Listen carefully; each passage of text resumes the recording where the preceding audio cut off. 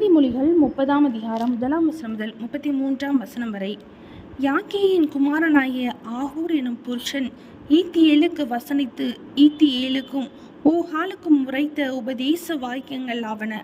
மனுஷர் எல்லாரிலும் நான் மூடன், மனுஷருக்கேற்ற புத்தி எனக்கு இல்லை. நான் ஞானத்தை கற்கவும் இல்லை, பரிசுத்தரின் அறிவை அறிந்து கொள்ளவும் இல்லை.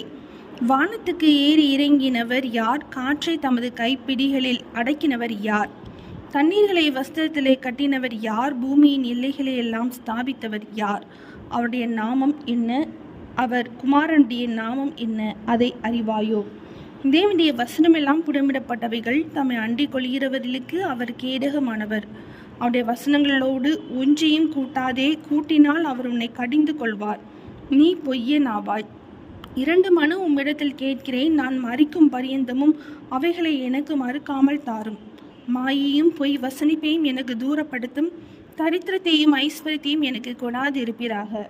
நான் பரிபூர்ணம் அடைகிறதினால் மறுதலித்து கர்த்தர் யார் என்று சொல்லாதபடிக்கும், தரித்திரப்படுகிறதினால் திருடி என் தேவனுடைய நாமத்தை வீணிலே வழங்காதபடிக்கும் என் படியை எனக்கு அளந்து என்னை போஷித்தள்ளும். எஜமாண்டத்தில் அவனுடைய வேலைக்காரன் மேல் குற்றம் சுமத்தாதே, அவன் உன்னை சபிப்பான். நீ குற்றவாளியாக காணப்படுவாய். தங்கள் தகப்பனை சபித்தும் தங்கள் தாயை ஆசீர்வதியாமலும் இருக்கிற சந்ததி யாரும் உண்டு.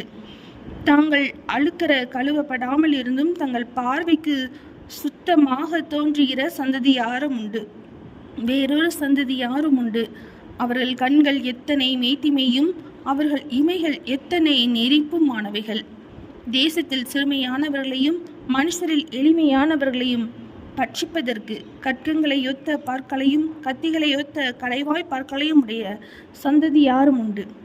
தாத்தா என்கிற 2 குமாரத்திகள் அட்டைக்கு உண்டு. திருப்தி அடையாத 3 உண்டு, போதும் என்று சொல்லாத 4 உண்டு. அவை யாவன? பாதாளமும் மலட்டு கர்ப்பமும் தண்ணீரால் திருப்தி அடையாத நிலமும் போதுமென்று சொல்லாத அக்கினியுமே. தகப்பனை பரியாசம் பண்ணி தாயின் கட்டளை அசட்டை பண்ணுகிற கண்ணை நதியின் காகங்கள் பிடுங்கும், கழுகின் குஞ்சுகள் தின்னும். எனக்கு மிகவும் ஆச்சரியமானவைகள் 3 உண்டு. என் புத்தி கெட்டாதவைகள் 4 உண்டு. அவை யாவன?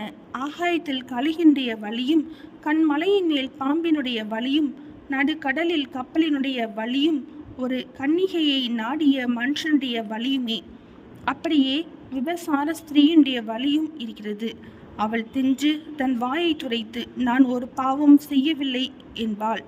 3 நிமித்தம் பூமி சஞ்சலப்படுகிறது, 4ஐயும் அது தாங்க மாட்டாது. அரசாளுகிற அடிமையின் நிமித்தமும் போஜனத்தால் திருப்தியான மூடனின் நிமித்தமும் பகைக்கப்படத்தக்கவளாயிருந்தும் புருஷனுக்கு வாழ்க்கைப்பட்ட ஸ்திரீயின் நிமித்தமும் தன் நாச்சியாருக்கு பதிலாக இல்லால் ஆகும் அடிமை பெண்ணின் நிமித்தமுமே. பூமியில் சிறியவைகளாயிருந்தும் மகா ஞானமுள்ளவைகள் 4 உண்டு. அவை யாவன?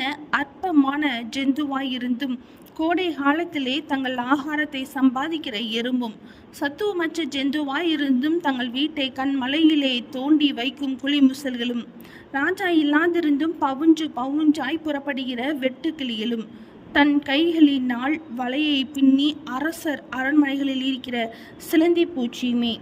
வினோதமாய் அடி வைத்து நடக்கிறவைகள் 3 உண்டு. வினோத நடையுள்ளவைகள் 4 உண்டு. அவையாவன?